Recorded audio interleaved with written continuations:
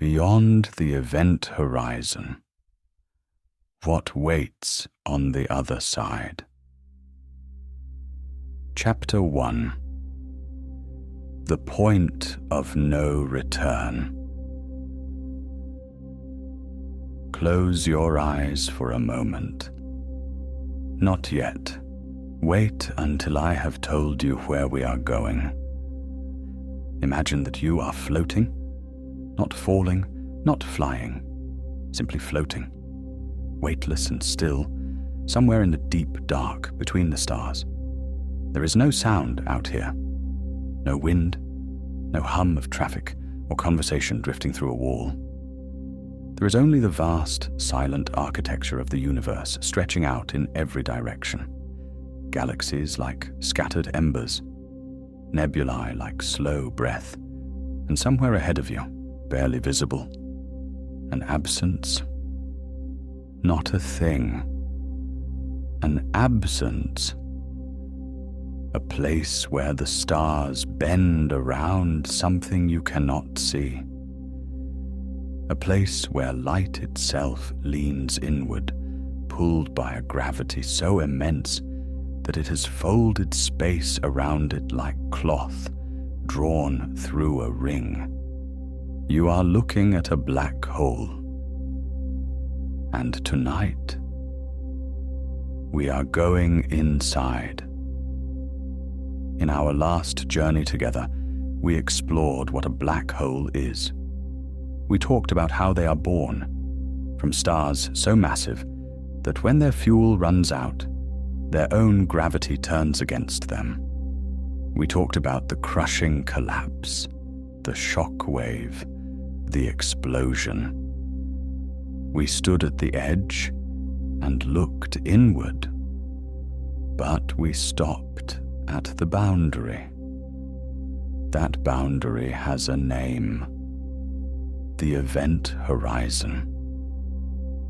And everything we talked about before, the size, the mass, the birth, the darkness, all of it was the outside, the observable, the part of a black hole that, in some limited sense, the universe beyond can still know about. Tonight we are not stopping at the boundary.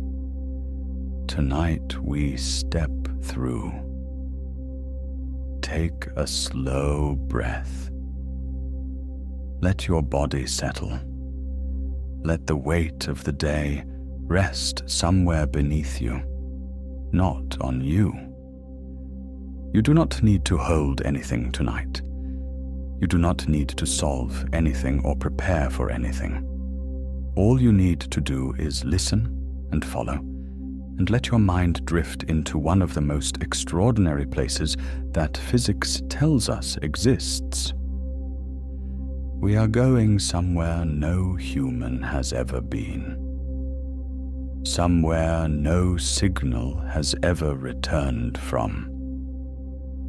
And yet, we know things about it, remarkable things, things that took some of the greatest minds in human history over a century to piece together. So let us go gently. There is no rush out here. The event horizon. Say it slowly, and it almost sounds like something from a dream. A horizon of events.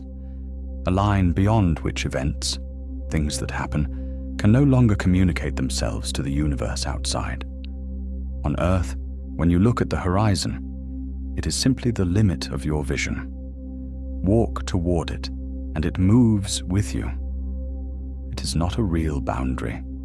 It is just the edge of what you can see from where you are standing.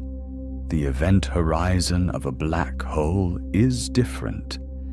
It is a real boundary, a one-way door written into the mathematics of space-time itself.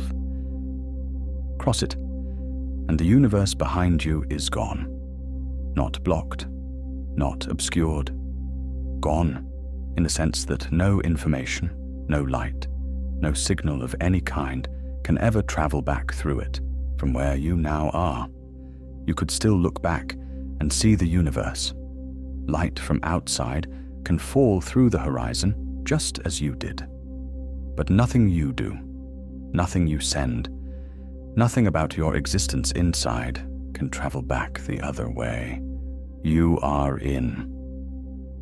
And in is the only direction that remains.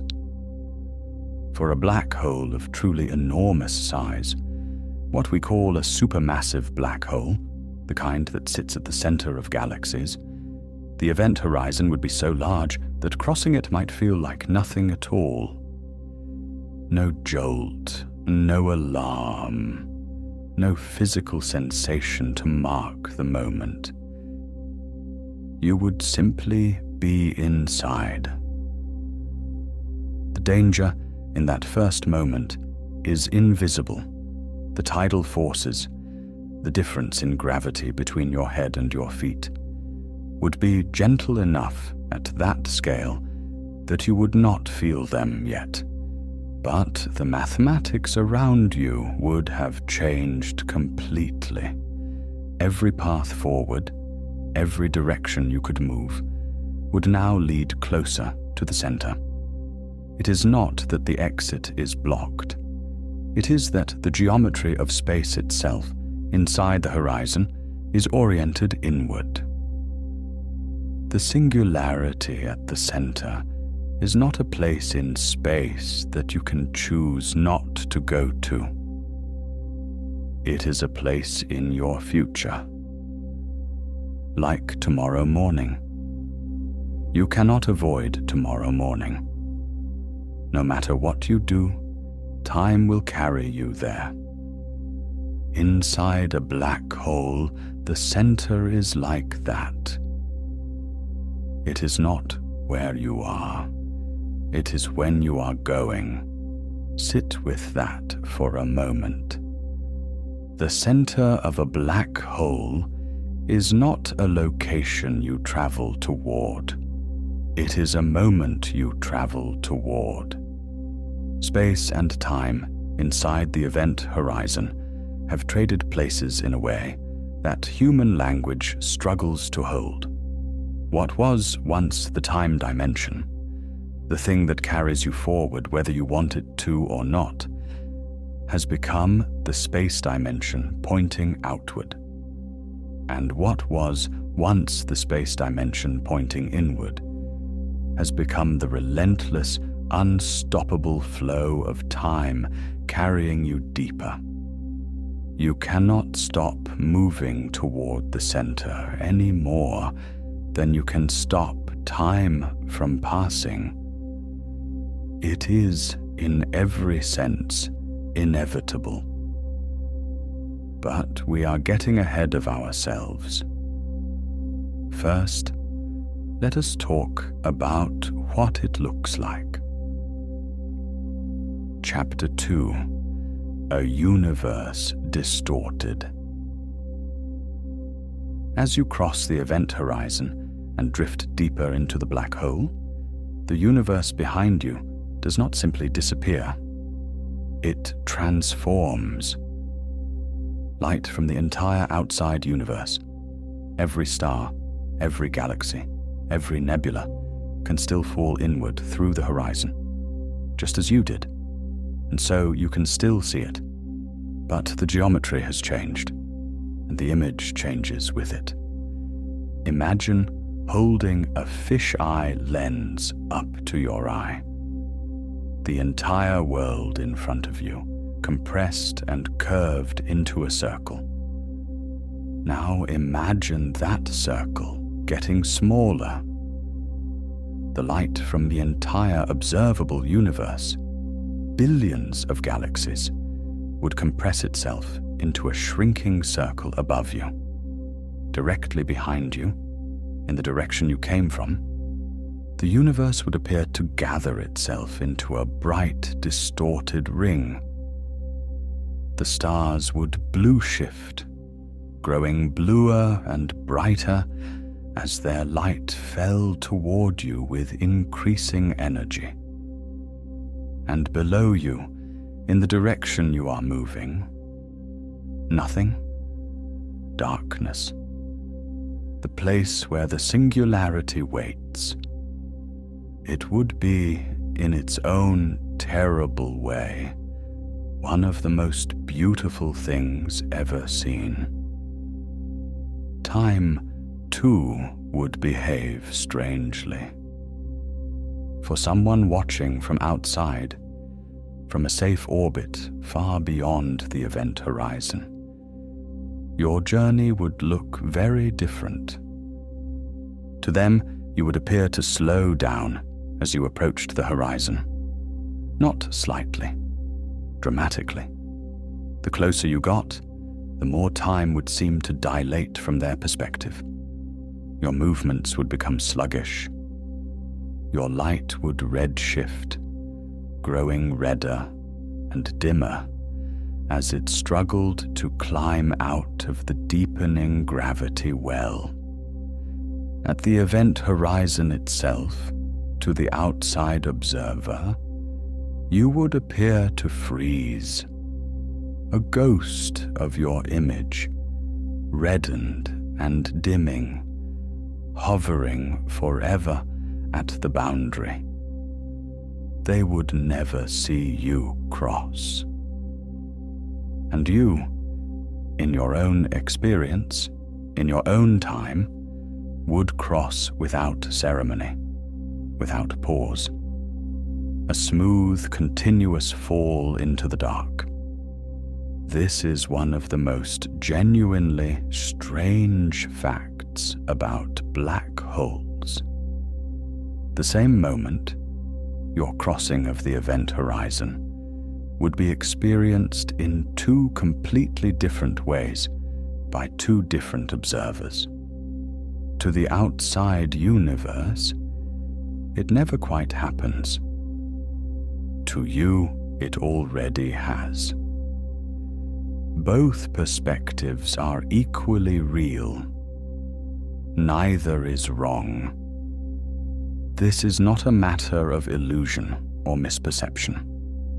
It is a fundamental feature of how gravity curves space-time, confirmed by over 100 years of physics and experiment. The universe does not offer a single unified account of events. It offers perspectives. This idea that time can run at different rates depending on where you are and how you are moving is one of Einstein's great gifts to human understanding. He called it general relativity. And when he first published it in 1915, even he did not fully grasp all of its implications. The equations he wrote down described the shape of space-time around massive objects. Gravity, in this picture, is not a force reaching across empty space the way Newton imagined. Gravity is the curvature of space and time themselves, the way a heavy object bends the fabric of the universe around it, and other objects follow those curves, the way a marble rolls around the inside of a bowl. It was elegant. It was revolutionary. And embedded within it, almost by accident, was the mathematical possibility of a region from which nothing could escape.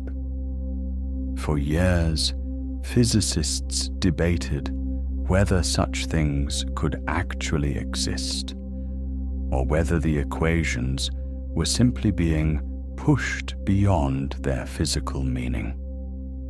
We know now. They exist. We have seen them, or rather, we have seen their effects, their shadows, the way they bend light and pull matter and make the stars around them dance. In 2019, the Event Horizon Telescope produced the first image of a black hole's shadow, a dark circle ringed by glowing gas, billions of light years away. It looked almost exactly the way the equations had said it would. Einstein, who never lived to see it, had been right.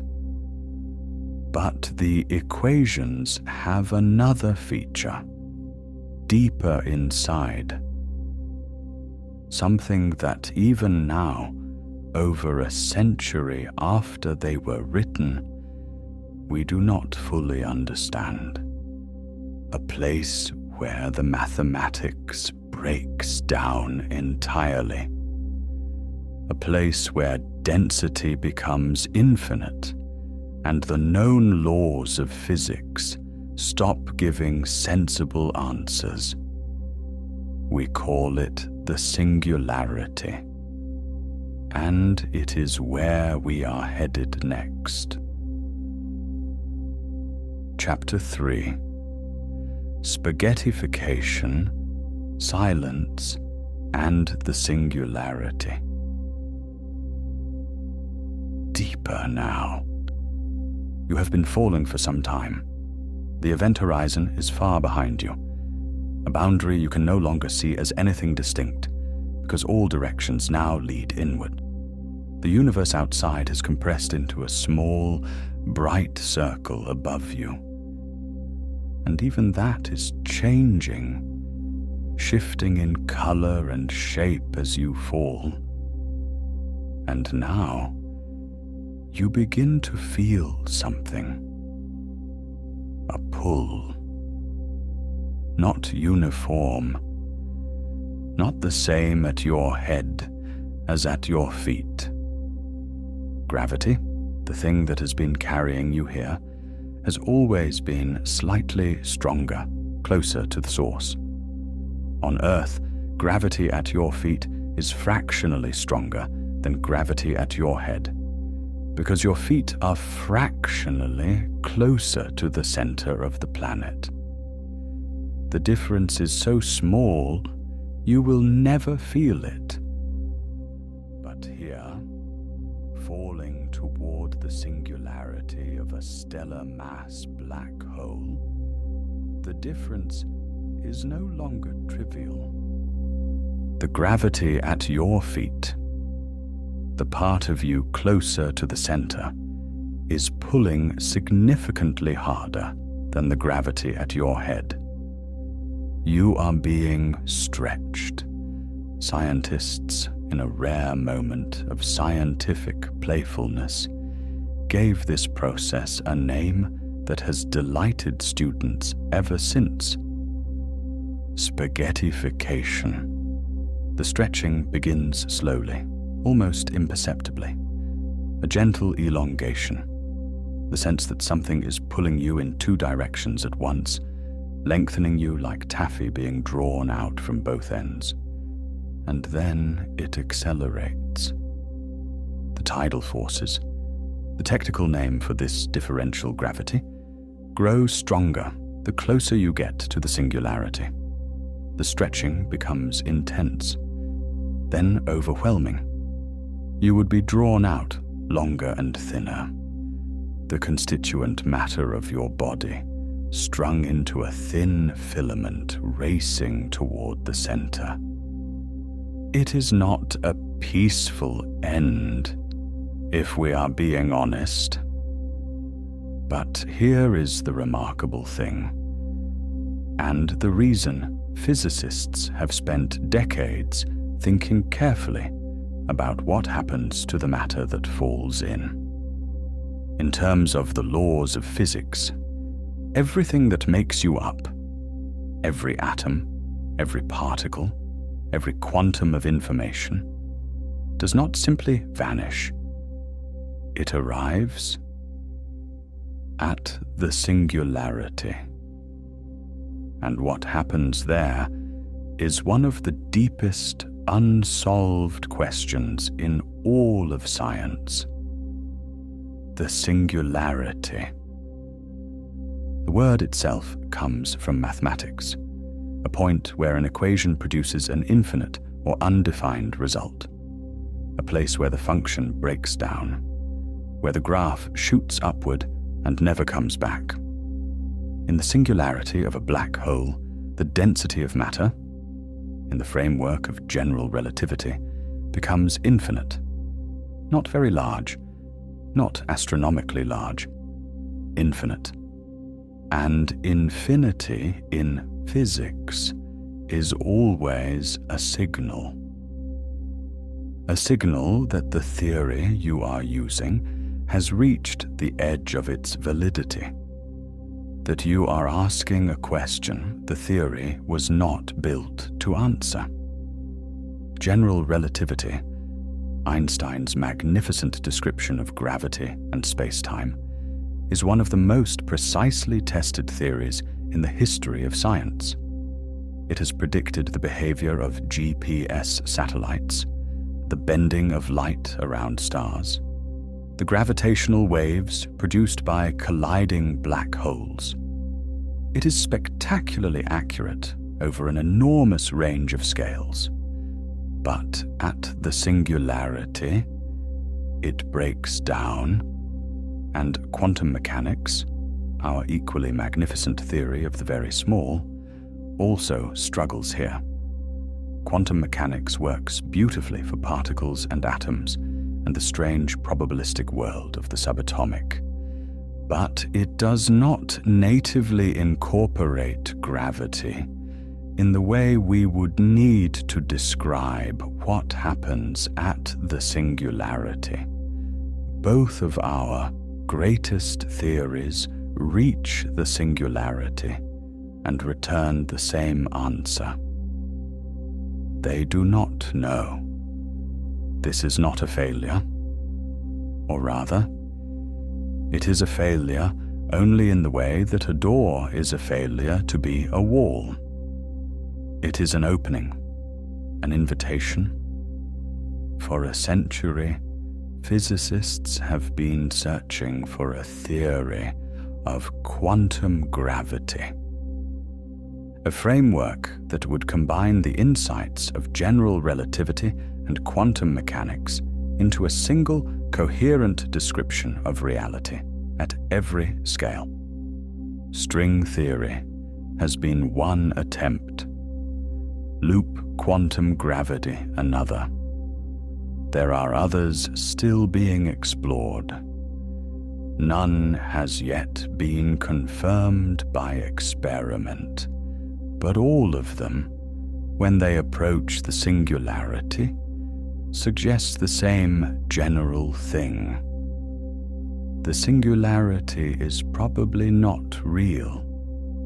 It is probably a symptom of our incomplete understanding, the place where the known theories break down, not because the universe actually becomes infinite and undefined, but because we are missing something. Some deeper truth, some layer of reality that our current maps do not yet include. What actually happens at the center of a black hole, according to this view, is not an infinite crushing point. It is something we do not yet have words for. Something that a complete theory of quantum gravity would describe, if we ever manage to write one. Let that settle around you like quiet.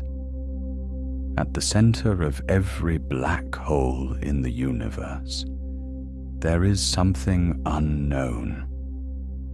Not just unexplored, not just distant, fundamentally, mathematically, physically unknown, in a way that goes right to the heart of what we mean by knowledge. You could travel there.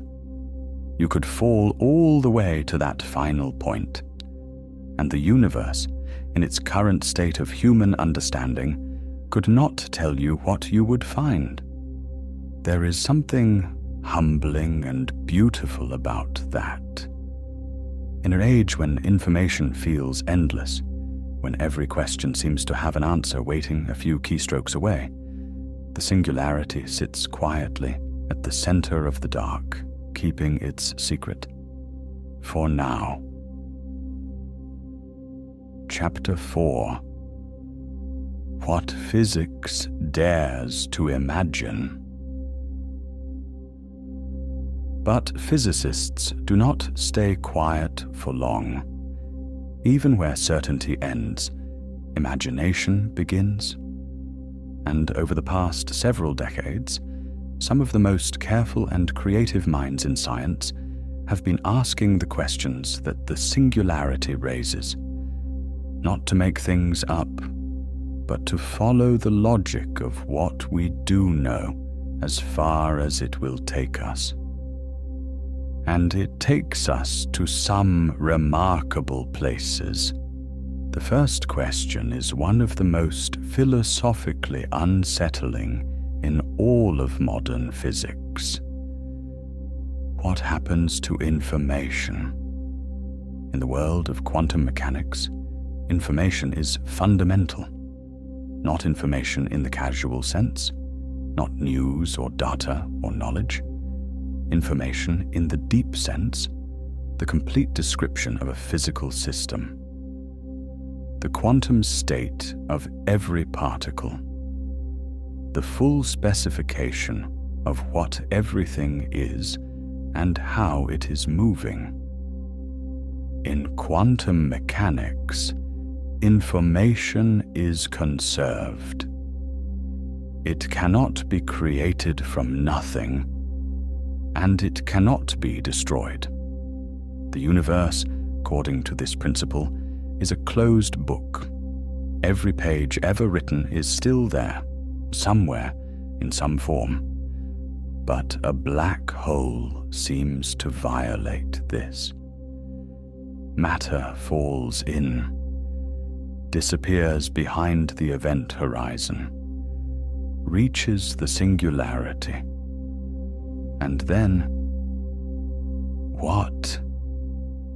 If the singularity truly destroys matter, does it destroy the information encoded in that matter?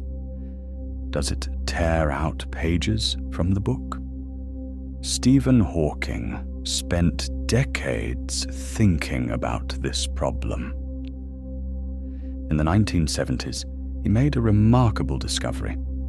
Using quantum mechanics, applied near the event horizon, he showed that black holes are not entirely black. They slowly radiate energy. Very, very slowly.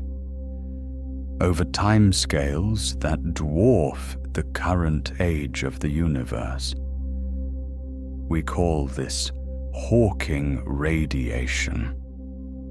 And over time, over almost unimaginably vast time, a black hole would lose mass to this radiation and eventually evaporate completely.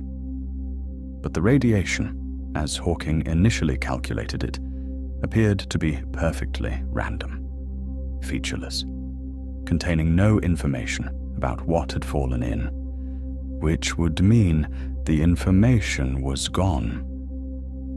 Destroyed. And that terrified physicists.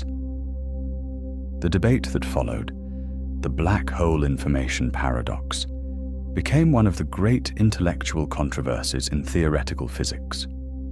It drew in some of the most brilliant people on the planet and has been running, in one form or another, for nearly 50 years. Hawking himself eventually changed his mind.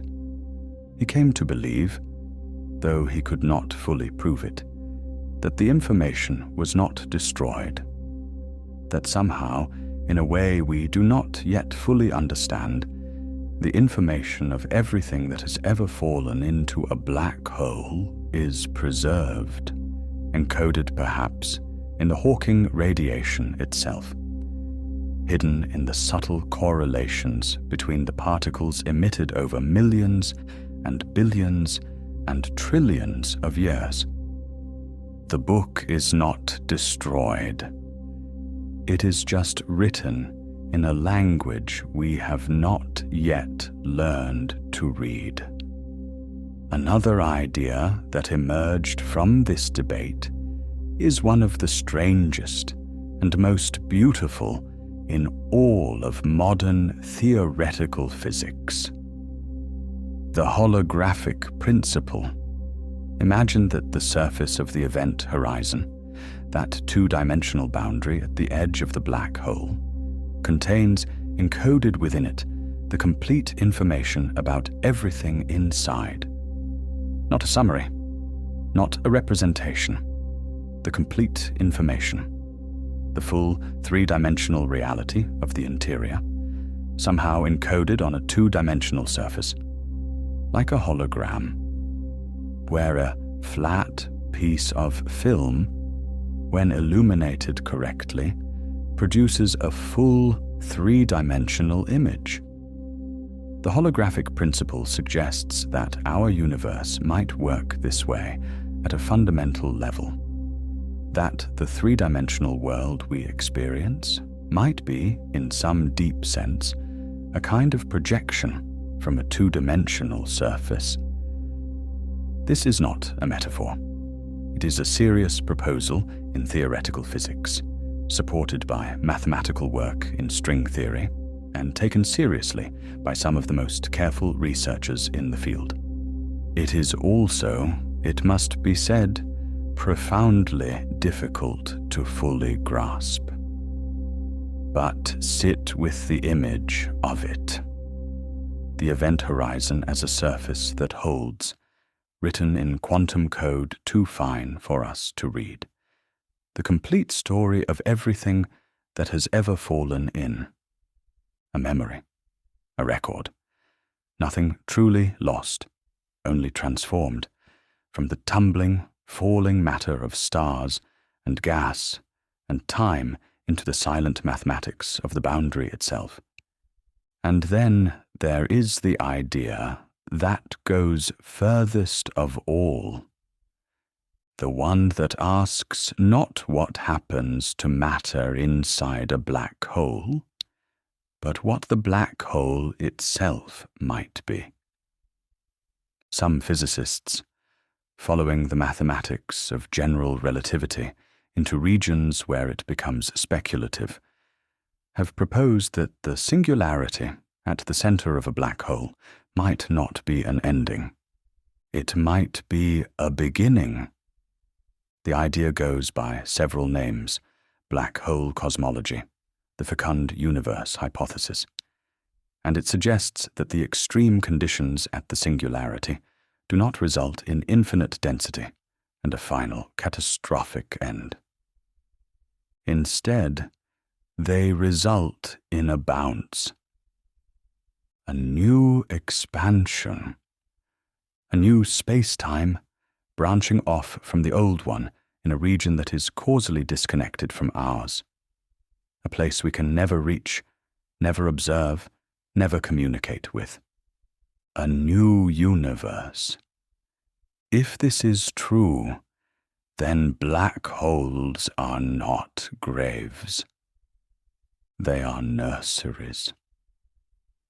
Every black hole in our universe, and there are hundreds of billions of them, at minimum, might contain within it the seed of something new, a space-time unfolding in its own directions, with its own physics, its own stars forming in its own dark, its own planets cooling, and its own quiet, unlikely chemistry, arranging itself into something that can eventually wonder where it came from. We would be, in this picture, the children of a black hole ourselves. Our universe born from the collapse of something in another space-time that we can never visit or see or confirm. It is a hypothesis. It is speculation, dressed in the language of physics. But it is not arbitrary. It follows with mathematical seriousness from the equations we have. And it raises a question that is worth carrying with you into the quiet.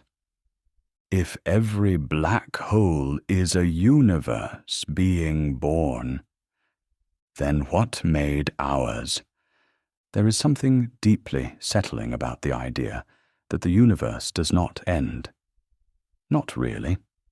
Not even here, in the most extreme and violent place we know of, where matter is crushed beyond comprehension, and the laws of physics run out of road. Even here, the mathematics whispers that something continues, that the story does not stop. It transforms. It folds into something new and moves on in directions we cannot follow, and in a language we cannot speak, but moving nonetheless. The universe does not seem to be in the habit of endings. We have traveled far tonight. From the edge of the event horizon, where the outside universe compresses into a shrinking ring of light, to the strange inward geometry, where the future points only one way, through the distortion and the silence and the stretching forces that pull matter apart, past the point where our equations break down and admit quietly that they do not know, and out the other side, into the space of imagination and physics working at the edge of what is knowable, asking what might lie beyond. You are back now. Still here, still breathing, the world around you unchanged, except that somewhere in your mind a small light is burning that was not quite burning before. The light of a question that does not have an answer yet. Let it burn. Questions like these. About what happens at the singularity. About whether information survives. About whether black holes are doors to something new. These are the questions that will occupy the greatest scientific minds of the next century. They may not be answered in our lifetimes, but they are being asked right now by people who have devoted everything to the pursuit of understanding, working through the night, following the mathematics wherever it leads, building the scaffolding of a theory that does not yet exist, but that the universe is waiting patiently for us to find. You are part of that. Not because you are a physicist necessarily, but because you wondered, because you listened, because you followed a thread of curiosity into the dark, and let it carry you somewhere most people never think to go. That is enough. That is everything, really. The universe is enormous and old and strange beyond our ability to fully comprehend. And yet here we are, small, brief, improbable, lying in the dark and thinking about what lies beyond the event horizon. If that is not something worth marveling at, I do not know what is. Rest now. Let the questions settle like sediment in still water. The singularity will keep its secrets a little longer. The answers are out there somewhere, patient, waiting, written in a language that someone, someday, will learn to read. And the universe has plenty of time. So do you. Good night.